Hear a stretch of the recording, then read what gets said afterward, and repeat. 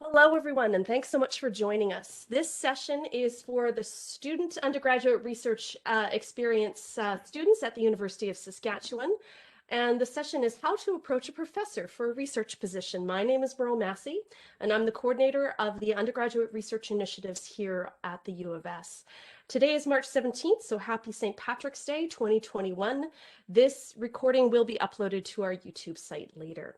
So what we wanted to do today is talk about sort of what that process is like, how to approach a professor for a research position. And we're going to be focusing in this session specifically on how to cold call a professor that maybe you don't necessarily know. So that's going to be the primary thing that we're going to be thinking about and talking about today. But there are lots of different ways to approach a professor, but we'll get to that in a minute.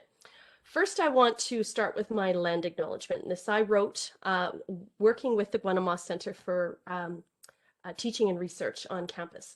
As a settler Canadian of Scottish, Irish, Norwegian, Swedish, and Ukrainian tradition, I am filled with gratitude to live within Treaty 6 territory and the homeland of the Métis. I give respect to the First Nations and Métis of this place and continually value our interconnectedness through Wakutaman. I too love this land of vast skies and tall trees, Saskatoons and blueberries, and the swift and slow waters of the Saskatchewan River.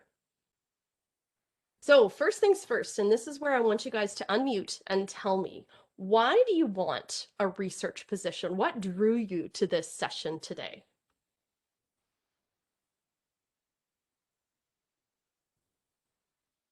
As I want a career in academia, and so I want to get as much experience as I can in order for me to do my master's at University of Saskatchewan. So that's what's kind of my thing. Driving force, and that's very classic. So you know already that you are interested in research and that you'd like to pursue graduate studies. How about any of the rest of you? Why do you think a research position is for you? I'm looking for research positions because simply my major involves a lot of research in my internships years. So I'm just gonna like prepare it for now so that I can have like a research position and earning experiences over time before my Sounds internships. I like that, the planning ahead and thinking through what you're going to need as you move forward. So that's a really good way to think about it and good reasons why you might want a research position. Anyone else? What are your reasons for thinking about research as a job?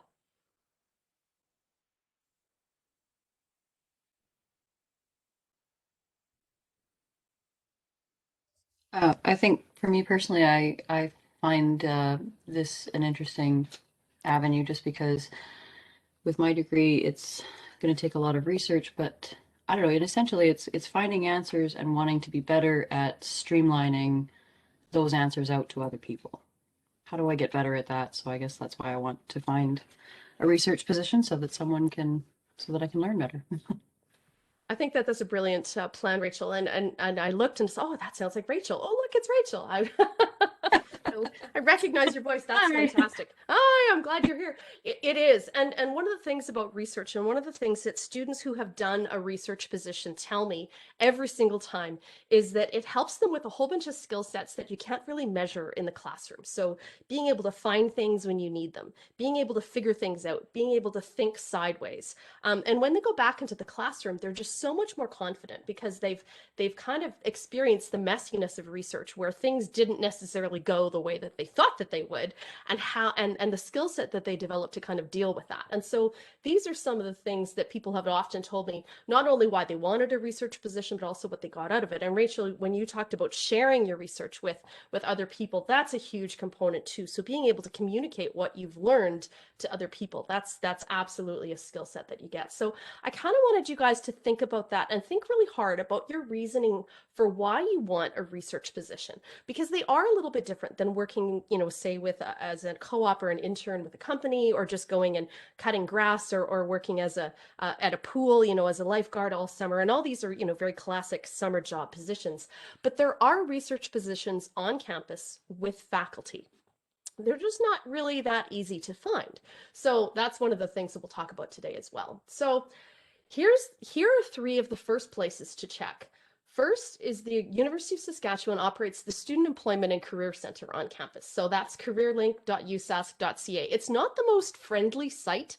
You do have to have use your USask NSID, to get in there, and there's a laundry list of jobs, and most of them are off campus. Most of them are with business, but there are some. It is a way that USask campus faculty will advertise positions. Sometimes these are research positions, more something like being a lab assistant or a research coach for fire. I've advertised for fire research coaches through there, but you do occasionally see intern positions as well, summer student positions. So that's a good place to look. Another place, and you guys might not necessarily know this, so I wanted to flag it for you, but the University of Saskatchewan operates a careers website, and most of the positions there are staff and faculty positions. And the thing is that there's a button there that says students. So you're like, well, I'm a student. I'm just going to go to the student position. And you click on that student button, and it's going to take you to the one above, careerlink.usask.ca, which is good. Those are definitely all student positions. But you're going to miss a whole bunch of opportunities because staff will very often, or faculty will very often post at careers.usask.ca. But if you click on the staff and faculty link, you will find undergraduate student positions, student assistant position. I've seen 5 within the past 3 weeks that have popped up. One from Indigenous Studies. They're looking specifically for an undergraduate student for a short-term project. Research Profile and Impact was looking for an undergraduate student. There was 3 or 4 more. And Western College of Veterinary Medicine was advertising, and they didn't. And so they sometimes prioritize. They'll say, we prefer a student from, say, Western College of Veterinary Medicine, but they will take a look at you if you come from, say, toxicology, or you come from biomedical, something that has a cognate background that might actually be with a skill set that they're interested in. So make sure you check those. The third is your department or your college. Pay attention to all those emails that come in, any kind of their website, pay attention. If they have a Facebook page or a Twitter page or an Instagram page, make sure you're following them. And any kind of college announcements, college level or department level announcements that come out. Because oftentimes what'll happen is that a faculty member will win funding. And this is the time of year when faculty are also being told that they've won research funding, and it may be just a small research grant, but it might be quite a large multi-year research grant. So this is also the time of year when faculty are landing on their feet and coming up with the money for them to be able to start their research projects. And that's the biggest area. It's sort of the unknown area on campus for undergraduate students to find research jobs, is if there's a faculty member on campus who has an active research program that is funded, and we call it the tri-agency. So there are 3 federal agencies that support funding across campus. One is called NSERC. That's the National Sciences and Engineering Research Council. It's the largest of the 3 funding entities. The next largest funding entity is called CIHR, and that's the Canadian Institute for Health Research. And so faculty across campus will apply for funding for them. And the third is called SSHRC, and it's SSHRC, so Social Sciences and Humanities Research Council. So those are what we call the tri-agencies on campus. And faculty will win grants through those tri-agencies. And what they'll have then is that they'll have this massive research project, sometimes a multi-year research project, and they need bodies on the ground or in their lab or out in the field or in an archive or reading literature reviews or inputting data, whatever it is, they need people to help them to action their research. So these are the first places to look, especially if you're kind of just getting into this, or you've got some research skills and you've taken some research classes and you've got a little bit of wet lab work, or you've been in the archives and you're not going to get lost, and so on and so forth. Like if you've got a few of those skills already, sort of that 2nd, 3rd, and 4th year student that they're looking at, you can apply for some of those jobs that just happen to see. Because what will happen is that they're coming across from, let's say, a faculty who's maybe new to the U of S and they haven't taught very many classes, and so they haven't really established a student base and a group of students that they know very well, and so they're a really, really good group to get in with. So that's how come you'll see some things advertised. But by far the bulk, it's a bit like an iceberg. What you see advertised is dwarfed by what is not advertised. And this is where our talk today comes in. So this is all about how to approach a research supervisor and how to do it cold, how to do a cold call, and how to do it as well as you can. This is a guide specifically for students. We're actually working on a guide for professors so that they can give you really good responses. But that's a little trickier. You go ahead and try and tell a faculty member what to do. I don't recommend it. You have to do it very gently. But for students, I want to be here to be a support for you and give you some tips and our best tips. And so what we did to develop this is actually a PDF, and I'm going to send it out to everyone in the SURE program. We've been working on it all winter, and I've sent it out in sort of early forms to you guys, but we're going to be going through it and talking about it sort of more in depth. So that's what we're doing today. So the first is you need to do your homework. This is the most basic first step. Really think about who you are as a researcher and what you're interested in. Start there. But then from that's when you can start looking which faculty are actively working in the research areas you're interested in. When you take a look at the news releases from the University of Saskatchewan, which professors, let's say that you had a class with a particular professor and you're like, oh, wow, they just won this big grant. Okay, that would be a good person to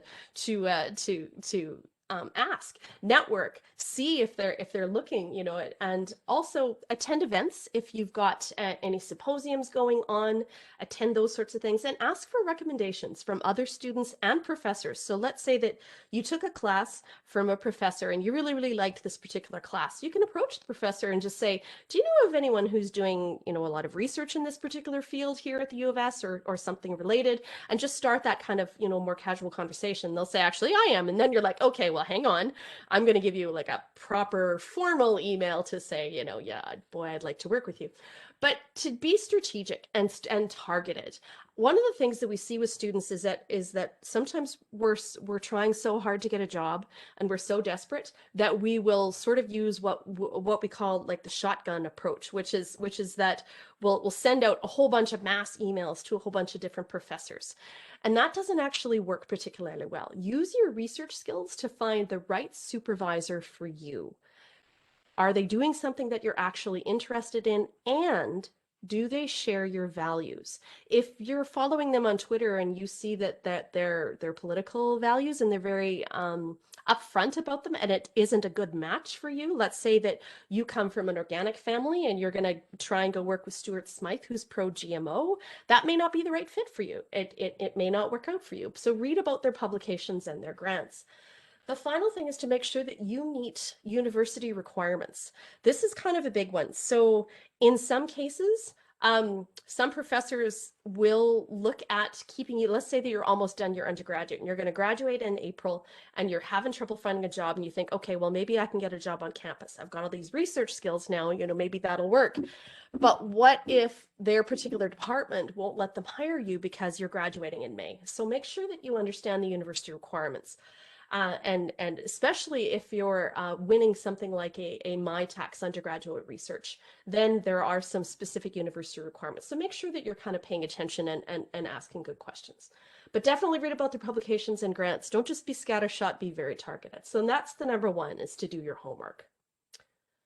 The next thing I want you to do is to really be explicit about your introduction and your connection. It needs to be sent from a professional email address. You would not believe how many emails professors have told me about in the past year that came from like Granny at Hotmail or, Hot Pants at, yahoo.com or, Werewolf Killer. Or like, no. Please don't use those emails that you use for your friends or, your spam email account. Use your USask NSID account. That's considered very professional. If you have a chance to change your NSID one and add in that says like your first name dot last name at usask.ca as your alias, that looks even better. Then you're easier to find. So that's number one. Make sure that the email that you're sending it from is a good one.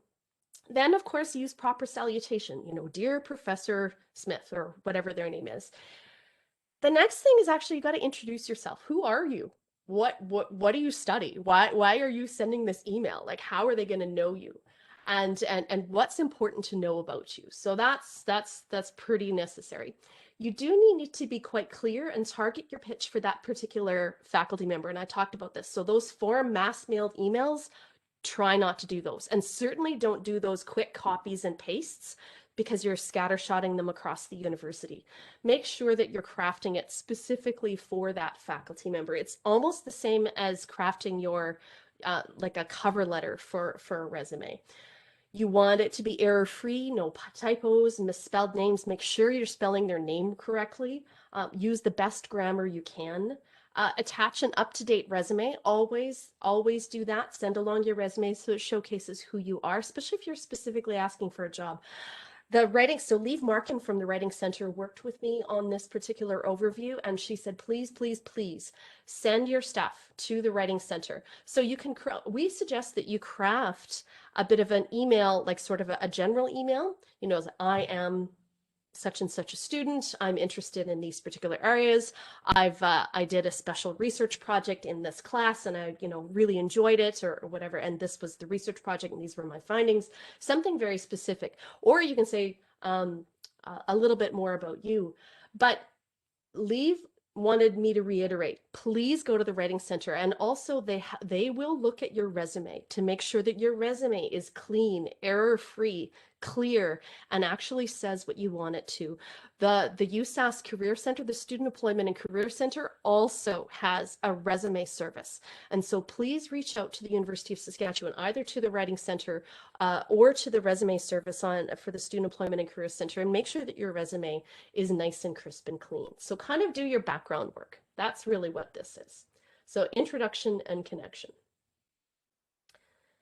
The next is to know your goals and your timelines.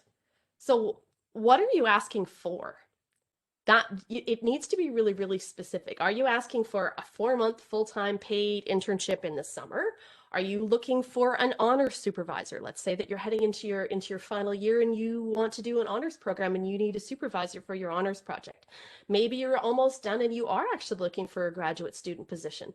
Maybe you want a part-time assistantship throughout the whole school year. That's also a possibility. There are students who just want to volunteer. They just want to get in the lab. They just want to get out in the field. They just want to volunteer and get some experience.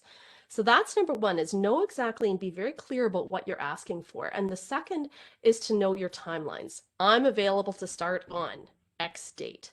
And, that way that they're not guessing. Let's say that you're in dentistry or nursing and you actually can't start a summer research project until the 1st of July because you've got classes in May and June. And that's certainly a possibility. And so just make sure that you're really, really clear. I would like a 2-month, if you have room for a 2-month internship, I'm available for July and August, that kind of thing.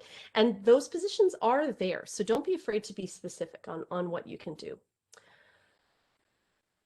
This one is about knowing your strengths and knowing how you stand out. I don't want it to sound like this is a competition between you and the other students, because it's not necessarily. It's really going to come down to fit and whether or not you fit well with that particular supervisor. But it's also what you bring that's helpful or unique. And enthusiasm is by far the biggest thing.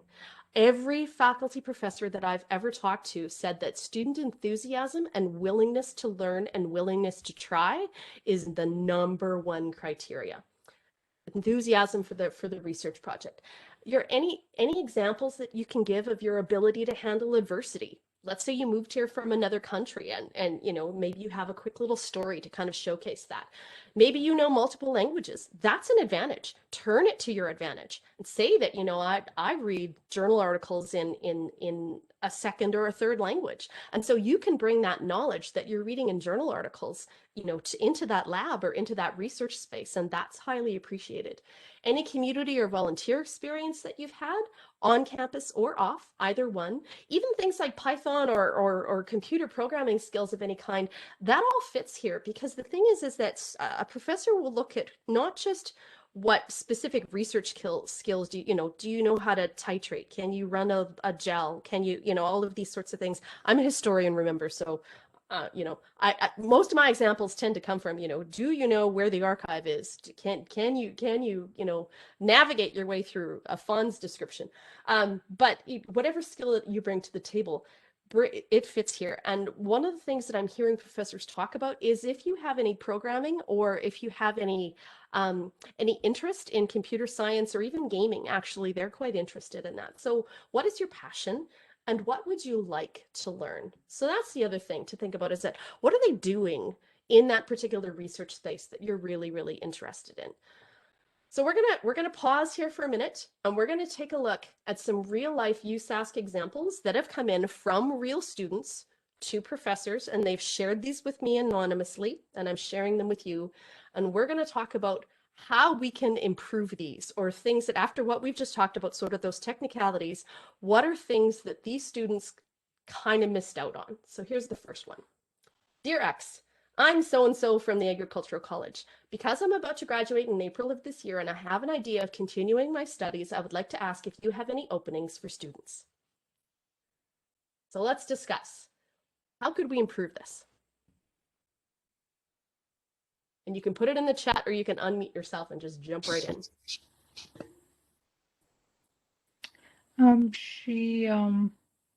Okay, never mind. I thought she didn't mention like what year she's in, maybe.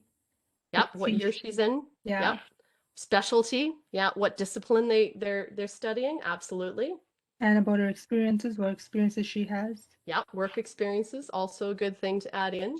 I would address the professors' accomplishments and what they're studying and Yep. and I don't know what else to say about that, but I would address them on their terms first, and then talk about my year in my college and why I find their research interesting.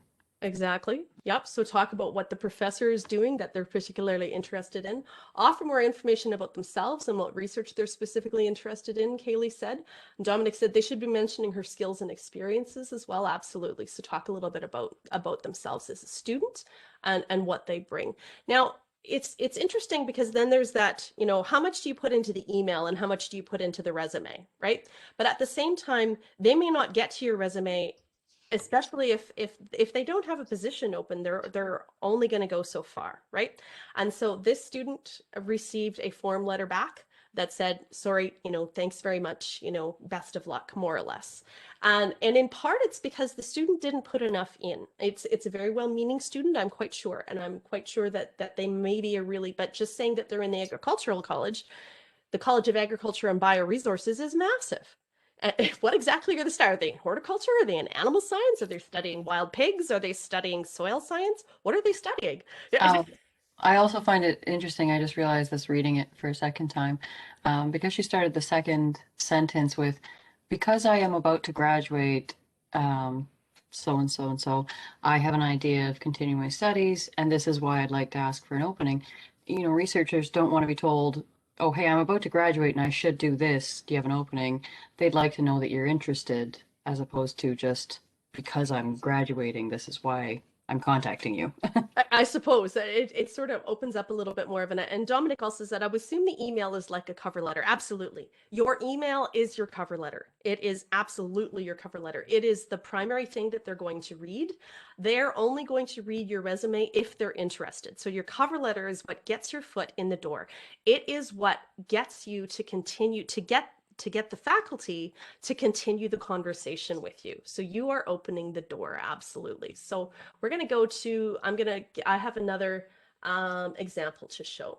Respected sir, I am ex-scholar from, and I didn't want to put in the discipline so that you guys wouldn't necessarily know. I'm a particular disciplinary scholar from a particular country, and I've done my MS, and I don't know if that's a Master of Science, but I'm assuming so, and I didn't want to put the discipline in, with research on, and they said what they researched.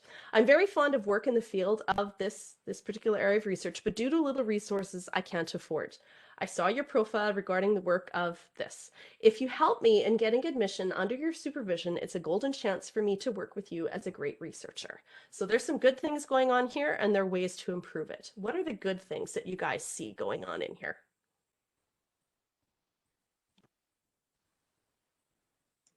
I feel like they do have a description of themselves in here, like what scholars are they in, like what countries are they from, and what research that they have been doing on. And they also mention their passions, like what they like to be working on. Yeah, that's the good thing I found in this email.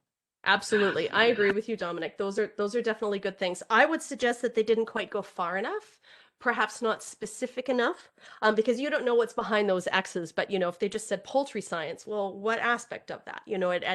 I'm just pulling that off the top of my head, but so sometimes you need to be, it's that balancing act between being general enough and being specific enough. But it's okay in this case to be a little bit more specific than this, I would suggest, although this is a very good start. How could we improve this?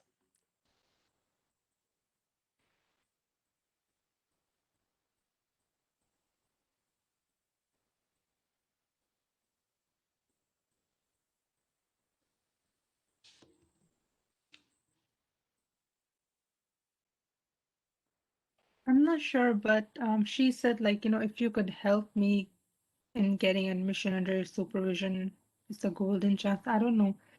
Like first she also mentioned like I can't afford, and I think that's a bit informal because you cannot like put like abbreviations. You have to like have full words. Like she should have said cannot. I don't know if I'm going too far, but I find that kind of off. It can be, and of course, in some cases, I mean, not everyone has the same command of the language as someone else, which is why I would encourage anyone for whom English is not necessarily your first language. Definitely, the Writing Center is a good place to go for some added support to make sure that what you're sending is nice and clean, as clean and clear as it can be. And so this is an international student who has very good English skills. But we can tell that there are a few things that aren't quite clear enough. So that's definitely part of it. There's an interesting thing going on here with tone in that they're looking for help and they're being very open. You're right. And they very few resources and can't necessarily afford to come, by themselves to Canada. And so they would need help in getting admission. And that is very truthful and speaks very well to the student being quite honest, which is really, really important. Rachel says, even if English is your first language, go to the Writing Center. Yeah, absolutely. I went to them lots, and I learned a lot. So that's absolutely true. But it is necessary to, when you're crafting it across not just disciplinary lines but international lines like that, to make sure that you're spending the time to target. The other thing about this particular email that you wouldn't necessarily know here is that this was a cut and paste email. There was about 3 different fonts, and the you'll notice how it starts with "respected sir," but not the person's name. So that you can tell that this is a mass email rather than one that was targeted to a specific person. So that's something else to think about as well. So these are real life examples, and I'm not necessarily choosing them because they're bad examples, but I wanted to choose them as examples that have some really good things going for them, but then also going through and thinking about ways to improve them. So that's why I wanted to start with those. So if you were to go, and we're just going to continue, if you were to craft a professional email and a resume and send them, make sure that it's addressed to the right person. Do your homework. We have 2 Doug Clarks. We have 2 David Parkinsons at the university. We have multiple people with the same name because, welcome to Saskatchewan. So make sure it's addressed to the right person and that you have the right email and that you're actually wanting to work with that person. So there's sort of that 2 levels. There's the technical level and then there's the research level. Is that the right person that you actually want to work with, and why? Send it from a professional email account. I know that sounds dumb, but you wouldn't believe how many emails from, Werewolf Hunter come flying in. Introduce yourself. This is something students sometimes forget. Who are you? Who are you as a student in relation to this particular professor? It might be that you've taken a class from them. I was in your 332 class, biology 332 class last year, and we studied XYZ. It just helps to kind of refresh their memory and connect if you have a connection to them, by all means mention it. It's Saskatchewan, so maybe you have some connection to them outside the university. Make sure you mention that. Yeah, and introduce yourself. What year in the program are you? What area of studies are you interested in? What previous experiences have you had?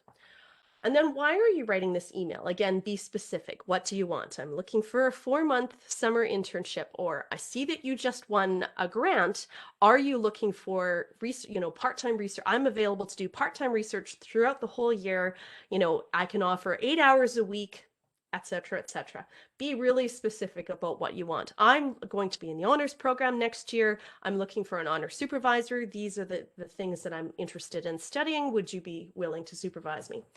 Why do you want to work with this professor? Again, that's that target. What is that professor working on that you're really actually intrigued about? What is it about what they're doing? And that can be either the subject matter, or maybe they're doing a particular methodology that would really like to learn about. Let's say that, you work a lot in survey design, and I know that I'm going to be in marketing, and I really need to know the ins and outs of survey design. I'd like to work with you and learn more about surveys. Or, you work with polar bears. Please, can I come? I would like to fly to Churchill and, work with polar bears. What is it that you want to work on with this professor? And then again, craft that draft email and resume and work with the writing center to make sure that both your email and your resume are clean and ready. Okay, we're going to pause here for a second. Does anyone have any questions or thoughts to this point? What about the title of the emails? Because I feel like if we don't have a professional title for the email, I think the profs are just going to ignore the entire email as well, I guess. You mean in terms, you mean like the subject line of your email? Yeah, the subject line. I'd probably be as specific as you can be, and the more that you know exactly what you want, then the better it is. Let's say, are you taking honor students, or would you supervise my honors thesis, or something to that effect, or I'm looking for a summer research position. Yeah, So, so yeah, and you're right, Dominic, in that if a professor isn't in the market for a student, no matter how well you craft your email, you might not make it. They might not swing at all. The other thing to remember is that faculty get a whole lot of emails. And sometimes yours will just they're teaching, and then they have to go for lunch, and then they're teaching again in the afternoon. And by the time they sit down to their emails, they're answering the ones to the dean and to the president of the university, and like the ones that actually mean their job is on the line. But yours might get forgotten. And so it is actually okay if you don't hear back from a professor in a couple of weeks, just to quickly tap them on the shoulder again and say, I just checking to see if you got my email of, a couple of weeks ago. This is what it said, that kind of thing. And it's okay to gently check in. But we'll get to that about gently checking in versus being a pest. okay. Thank you. You're welcome. Any other questions or thoughts to this point?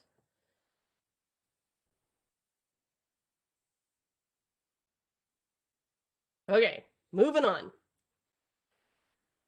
The last 3 things that I wanted to talk about is really, it comes down to controlling what you can and letting go of what you can't control. So this is really about serenity, which is kind of just what Dominic and I were just talking about, which is that even if it's the perfect professor and you desperately want to work with them, and you know that you have done a wonderful job and you have crafted this beautiful email and you've worked with the writing center and you've got this great resume and you think that you'd be the perfect fit, if they don't have money to support you, or they're heading off on sabbatical for a year, or they're sick with cancer, or they're absolutely full and they already have too many students and they couldn't possibly take you on because they just don't have room for you and can't give you the time that you need, then they're not going to be the right professor for you. So the next 3 slides are really about controlling what you can and letting go of what you cannot control. So this is the first one. And this comes up quite a lot. Professors have told me that this is one of their first ways that they can tell when a student is stretching the truth. They're being dishonest, or they're exaggerating their abilities or knowledge. And what that does is that it damages your credibility. They're going to sniff you out. So saying, I really have absolutely no experience in this particular field, but this is what I do bring to the table. So turning that around and spinning it as a positive is fine as long as you're still truthful. So being dishonest or exaggerating your abilities, please don't do that. Likewise, being too broad, I'll do anything, just give me a job. And you wouldn't believe how many students send those emails. It's a lot of them. And it breaks professors' hearts. They would love to hire all of you, but they can't. They don't have the money, first of all, and they don't have the time, because undergraduate students take more time to supervise than a graduate student. The higher up you go, as a graduate student as well, like a first-year master's student takes a lot more work than a senior PhD student, right? So it's just a matter of what that professor is willing to has in terms of their own capacity to give you. Because if you're just starting your research journey and you need a lot of help to learn it and to be trained, you need to find a professor who's willing to walk that walk with you. So the whole, I'll research anything, I just want a job, that's a problem, because they don't know exactly what you're interested in. Here's the thing. If you craft a really good email and that really showcases who you are and that you've done your homework, let's say that you send it to a faculty member who reads it and they don't have space for you, but let's say that they have a brand new colleague who walked into the university and just got hired and they have $5 million in research money and they're looking for students just like you. They're going to forward your email. So they might not be the right fit, but they might be able to put you in another direction. So always be open for those opportunities. So this is about, what do you want to do? Why do you want to do research, and what are you interested in? So being specific, honest, and sincere are your absolute keys. So make sure you think hard about these. The next goes again to what Dominic and I were talking about. This is about being persistent. It can take time to find a supervisor who's the right fit and has the funding and the space to support you, especially right now in COVID times. There are actual limits as to how many people who can physically be in a lab at once. And that places pretty serious limits on the overall research agenda of the university. I just had an email from a student that we're doing a profile on, and she was explaining to me how she was working in the research lab last summer. And because of the COVID protocols, her supervisor, there was another researcher working in the lab with her. So her supervisor would stand at the door and he'd holler across the lab and ask her questions, and she'd holler back and tell him what she was doing so that he could walk her through and explain to her, you know, what she was doing right and what part of the process she was missing. And that's how they did it. So there are specific limitations because of COVID right now. So when I say that they might not have the space to support you, that's a physical problem. It honestly is. But they also might not have the mental space or the capacity to really support you properly. And that's an issue too. Just because someone is a superstar researcher and they're like the leading light in your particular area or discipline, you might not want to work with them if they are not giving their students what the students need. So that's something to really pay attention to. Ask the existing graduate students who are working under them right now. What are they like as a supervisor? Are they good to work with? Do they get back to you effectively and timely? Are they helpful? These are important things for you to know about. You yourself might be an absolutely superb student, and the faculty member is crying on the other end. They want you so bad, but they can't. They don't have money, they don't have space for you. So what you need to do then is to be persistent in your search. But you can't be a nuisance. You can't be a nuisance to any one person. You can't be picking and picking and picking at any one person, because you'll get a not very good reputation. So do watch out for that. You need to be professional, improve your focus and your approach. Have someone else read over your stuff. Make sure that your email actually is good. Take it to the writing center. Go back again and say, like, are we sure this is as good as we can make it? Or ask some of the other students who in the SURE program, just say, can you read over my letter? You know, I'd really appreciate. I'll read over yours, you know, and form a bit of a group that way. And then try again. Think laterally. Someone might not be researching maybe the exact area of the content that you're interested in, but let's say that they're using a particular methodology that you want to learn. Well, that's good. Maybe they're in a cognate program and you need to learn that methodology. Or let's say that they're doing research in a particular community that means a lot to you. And maybe you don't know as much about their particular area of research, but you've got other skill sets that you can bring to that project. Think laterally. Be persistent in your search and try again and try again and try again. If it's no, though, move on with grace. We've actually seen students be quite angry at those gentle replies to say, I'm really sorry, I don't have space for you. You look like a great student, and they get really upset and very, very angry. In part, that's because they've invested too much in that particular relationship, that they want to work with that particular superstar professor so much. So learn to move on with grace. And that brings me to the final one, which is all about you. This is knowing when to say yes. Finding the right supervisor for you is the key. If there's anything about that conversation, whether it's an email or if your original email opens up to a conversation or a Skype call or a Zoom call or a WebEx call, and you're having, that face-to-face meeting and there's something about it that feels wrong, listen to your instinct.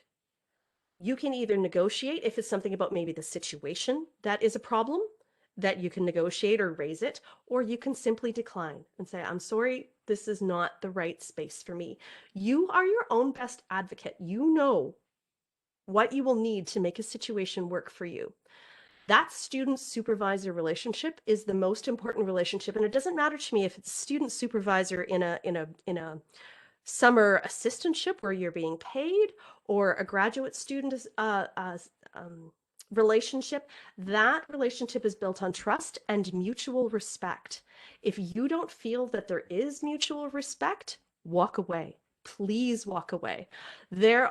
All of you probably know students on campus who have relationships with a professor that are problematic. It is my job and my hope and my crossed fingers that none of you will ever end up in one of those situations. I was very lucky. Both my master's and my PhD supervisors at the U of S were absolutely fantastic. And I was very lucky. My husband was not. He did not have a good relationship with his master's supervisor. And so he never went on to do a PhD because his situation was so problematic. And so I've seen both. And so I wanted to make sure that this was there and that you guys knew that you are in the driver's seat. You think you're not, but you are. And make sure that you're paying attention to your instincts. So this is how you can shine your best. And I just want to recap the last three. Never exaggerate. Be honest about what you know and what you're interested in learning. Don't give up. You don't want to pester anyone in particular, but if you really wish to work on a research project, keep looking until you find a space that works for you. But make sure, and this is the last point, make sure it's the right space for you. Don't settle if something doesn't feel right. And that is all that I wanted to say about that. And now we will open the floor for questions. And I am going to stop the recorder. Thank you very much for those of you who listened for joining in today. I'm going to stop the recorder and then we'll just open it up for a conversation.